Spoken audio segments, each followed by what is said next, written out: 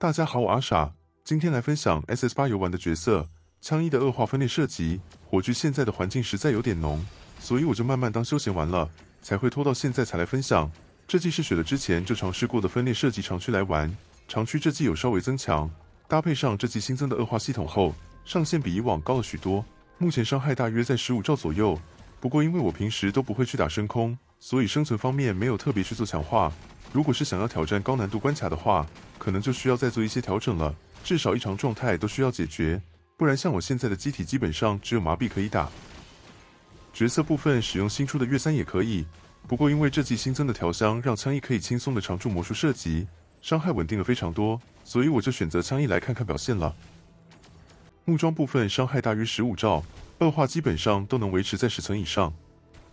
装备部分头盔比较没有什么特别的，主要是拿封印来开光环，衣服使用2节来大幅提升恶化伤害，项链前坠至真词用战翼也可以，手套用凶神手，这季新出的超强手套，最下面那条用点伤也可以，只是我点伤了全都瓦坏了。腰带调香永不停歇去常驻魔术射击，虽然孤注一直可以把弹药都打光，但分裂射击的攻速太快了，没有魔术射击时装填也跟不上。鞋子没什么特别的，戒之前坠至少要找一条穿抗。后坠的武器伤害跟手套是不同城区的，所以不用担心会被稀释。武器部分一定要有暴击幸运，不管是基础词或美梦词都可以，使用弓弩也可以。顺闪弓的手感比较好，但不能穿越地形，所以我还是习惯用火箭跳。后坠的攻速做%伤也可以，技能连线用速决再加一些攻速也可以弥补，不过武器上做攻速火箭跳会比较顺。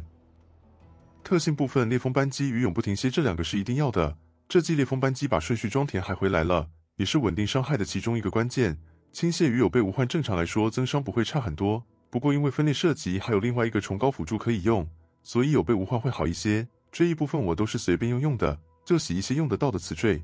如果想要生存高一点的话，可以从这边找双格挡。技能部分因为魂烛的副作用，主技能我就没放到核心技能了，打王时可以换成集中上膛或闪现会更顺畅。这季长驱最大的改动就是引导上限的增伤，从原先的5层提升到了15层。不过因为有边际效应，实际上撑到10层就可以了。再往上加的话，不如提高技能等级。钝化也可以换成其他辅助，不过因为恶化是看集中伤害去产生2段伤害，钝化在前期伤害不足的情况下对刷图有很大的帮助。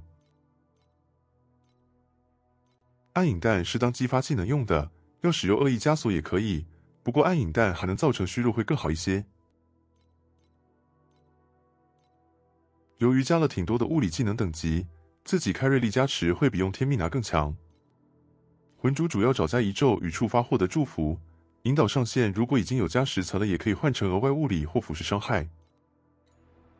天赋选欺诈之神与御影者来搭配恶化，天赋选一选就能让恶化几率达到100%，在很前期就能直接转换到恶化体系。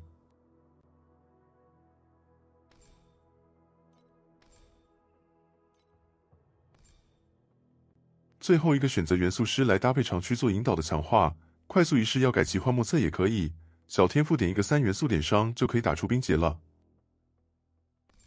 神谱我是选择满载，如果想要减伤的话我会推荐巨拳，不过项链要记得一定要做战役，在攻速很快的情况下巨拳基本上可以当成是40%的减伤。没有瘫痪的话可以用普通石板拿，或是暗影弹穿幽怨也可以，普通石板选欺诈之神的，下面丢欺诈之神的神格，只有持续技能等级是没用的，所以应该不会到太难洗。剩下的我是选3块神角搭配鹅火，主要复制技能等级与引导上限，可以用小鹅火去控制引导上限到10层。其他词缀除了攻速以外比较随意，弹射纯粹是拿来帮助刷图的，后期伤害高后作用不大。低护盾充能是怕强制启动冷却跟不上保险用的，实际上会用到的情况不多。